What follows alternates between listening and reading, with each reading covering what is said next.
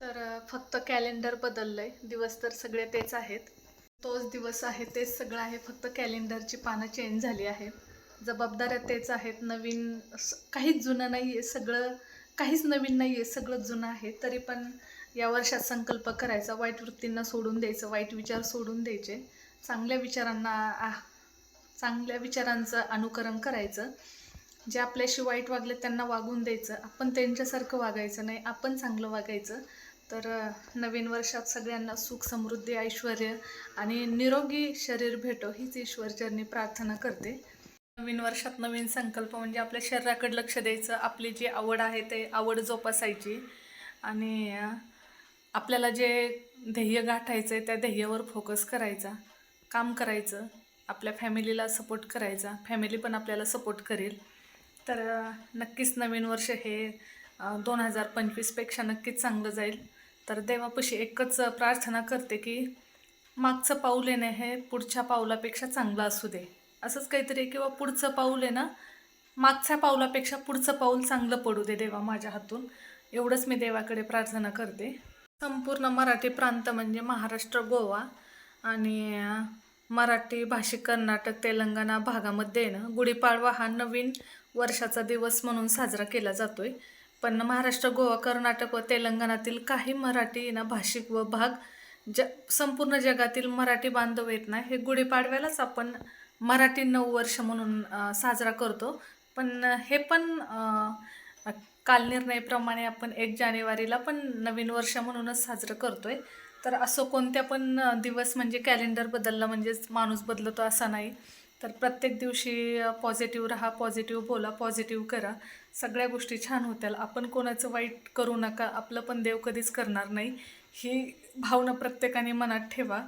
जर आपण कधीच कोणासाठी विहीर खांदू नका, कदाचित त्याच्यासाठी खांदलेल्या विहिरीत आपल्यालाच पडावं लागेल. त्यामुळं कोणाचं वाईट करू पण नका, देव आपलं वाईट कधी करणार पण नाही. असं जर प्रत्येकाने भावना मनात धरली तर कोणीच दुःखी होणार नाही आहे. कारण खूप जास्त काही काही गोष्टीमुळं त्रास होतो.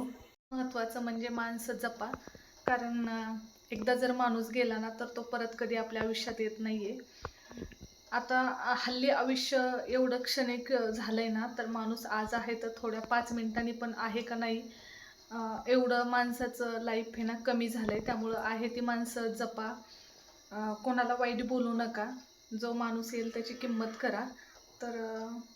कारण माणसं आपल्या जेव्हा आयुष्यातून घरातून निघून जातात ना तेव्हा त्यांची कमी भासते, पण तेव्हा आपण काही गोष्टी कोणाला सांगू शकत नाही आहे. त्यामुळे आहे ते माणसं आहे ना जपायला शिका. आणि आहे मला की आयुष्यात चुका ह्या प्रत्येकाकडूनच होतात. आमच्या ऑफिसमध्ये पण छान अशी केक कटिंग झाली, 2 केक आणले होते. मी पण सकाळी जाताना समोसे वगैरे घेऊन गेलते, सगळ्यांना मिठाई पण दिली. म्हटलं देवाने आपल्याला देण्याची दानत दिली ना, तर फुल नाही पण फुलाची पाकळी तरी आपण सगळ्यांचं तोंड गोड करूया, म्हणून मी पण थोडी मिठाई घेऊन गेलते, समोसे घेऊन गेलते. एकंदरीत खूप छान असा दिवस गेला, स्वामींची पूजा केली. आणि आज विशेष म्हणजे ना आज वर्षाचा पहिला दिवस म्हणजे स्वामींचा गुरुवार आलाय. मला खात्री आहे की पूर्ण वर्ष खूप छान जाणार, कारण स्वामींचा आशीर्वाद ज्याच्या पाठीशी आहे ना, तिथं काहीच घाबरायची गरज नाही आहे. असं बोलतात ना, सोबतीला नाही कुणी, सोबतीला माझे स्वामी. ते नक्कीच खरं आहे. जिंकण्याचा मोह नाही, हारण्याचे भय नाही. स्वामी सोबत असतील ना तर काहीच टेन्शन घ्यायची गरज नाही आहे. आणि मी तर बोलते, माझ्या जसे स्वामी पाठीशी आहेत तसे माझ्या सगळ्यांच्या स्वामी पाठीशी आहेत. स्वामी भक्ती करा. मी सांगत नाही आहे, आपला ज्या पण कुलदैवतावर ज्या पण देवावर विश्वास आहे त्या देवावर विश्वास ठेवा. वाईट कृत्य करू नका, वाईट कर्म करू नका, कारण कर्माचा फेरा हा इथंच फेडावा लागतोय. जबाबदाऱ्या तर सगळ्यांनाच पार पाडाव्या लागतात, त्यातून पण छोटासा आनंद घेण्याचा प्रयत्न करायचा. काम तर रोज असतंय, जबाबदाऱ्या पण रोज असतात, तर त्यातून स्वतःला वेळ द्यायचा. मला तर नाही देणं होत, कारण मला माझ्या मुलांसाठी आई आणि वडील दोन्ही पण भूमिका पार पाडाव्या लागतात. पण ज्यांच्याकडे वेळ आहे त्यांनी नक्कीच स्वतःला वेळ द्या, कारण मी जर स्वतःला वेळ द्यायला गेले तर मला 2 मुलांचं भवितव्य माझ्यासमोर उभं आहे. घर चालवणं ते माझ्यापुढं एक टार्गेट आहे.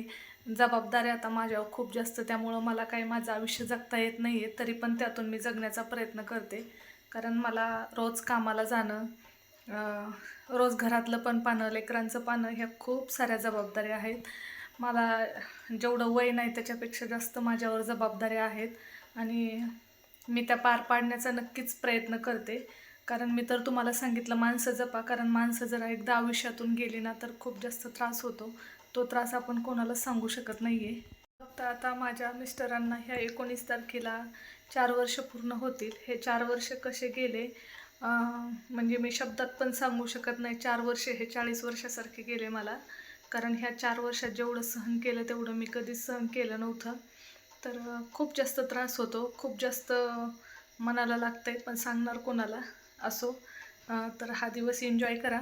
दिवसच काय, पण पूर्ण वर्षच एन्जॉय करा. स्वतःकडे लक्ष द्या, आवड जोपासा आणि पुन्हा एकदा सर्वांना नवीन वर्षाच्या खूप खूप शुभेच्छा.